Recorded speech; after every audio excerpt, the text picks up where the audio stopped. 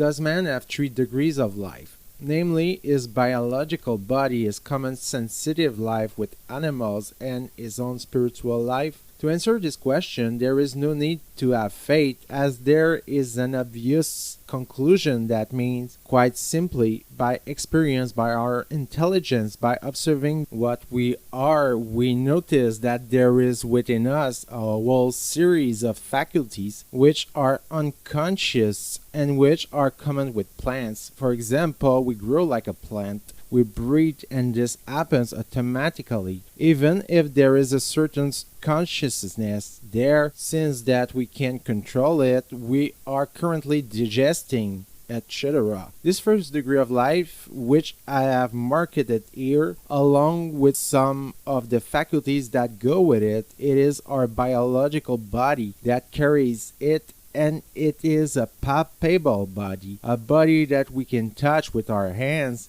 Secondly, we know that we have faculties which are common with those of animals, which moreover were set up when we were very small in the womb of our mother. Little by little they developed. These are all the faculties of our sensual life. Why? Because with them, everything that is sensual, that we can draw, that we can see, that we can hear as a relation. So obviously there are the sensations. We have 5 senses. Some animals have more or different senses, and the senses make it possible to see truly a sensual image, a picture of this remote. It's in my senses, sense of sight. And if I make a noise, I can hear it. If I close my eyes, I can still picture to myself the image of this remote control. It is our inner faculty of sense, which is called imagination. I can also remember it. I saw it a few seconds ago. It is the memory of the images. And animals also have one. We are talking about the memory of an elephant.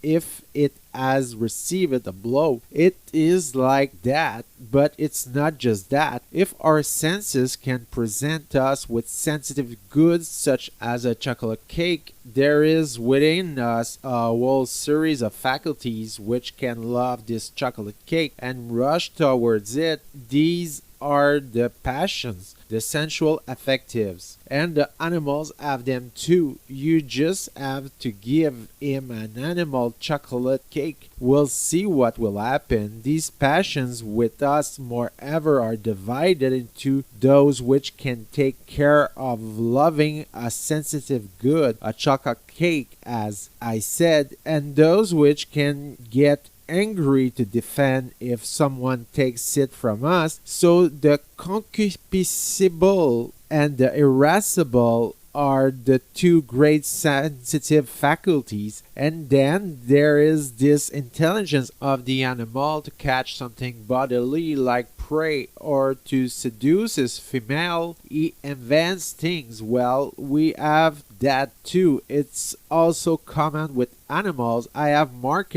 here the faculties of sensual life, at least a few, since they are not all there. What should be remembered is that they are conscious and are shared with animals. So are we reduced to that, to these 2 levels of life within us? We observe the contrary. At some point when the child gets older, all of a sudden he starts to judge because he has been educated. He begins to judge good and evil, and he uses his intelligence, which is beyond his senses, which can understand things which one cannot be drawn. For example, if we talk to a 5-year-old child about eternal life, about the survival of his grandmother who just died and who is in another world, he will certainly imagine it with images, but he will understand that she will never die,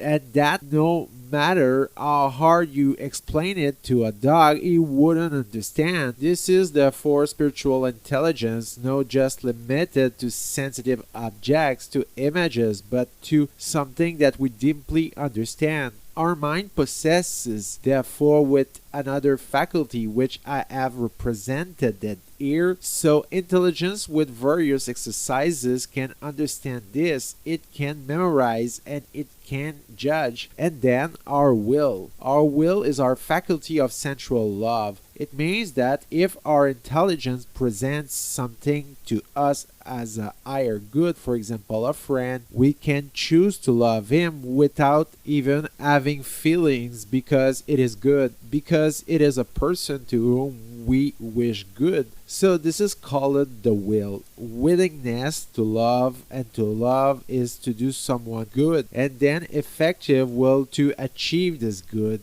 Obviously, the will can also be used to do evil, etc., but these are faculties specific to man. This will is free. It is founded upon the lucidity of intelligence. Thus, we can consider that man has 3 degrees of life, and this is something that all civilizations have understood. Let's just take an example among the ancient Egyptians. They knew there were 3 degrees of life. They even said it is based on the body, and when the body dies, you have to mummify it, otherwise the rest won't survive. Second, they spoke of the ka, the psychic body that survives death, a kind of ghost that emerged from the dead as they died and that ate the remains of his mummy to survive. And thirdly, they called it the ba. It was a spiritual body. They presented it as a bird with the head of the dead, which flew up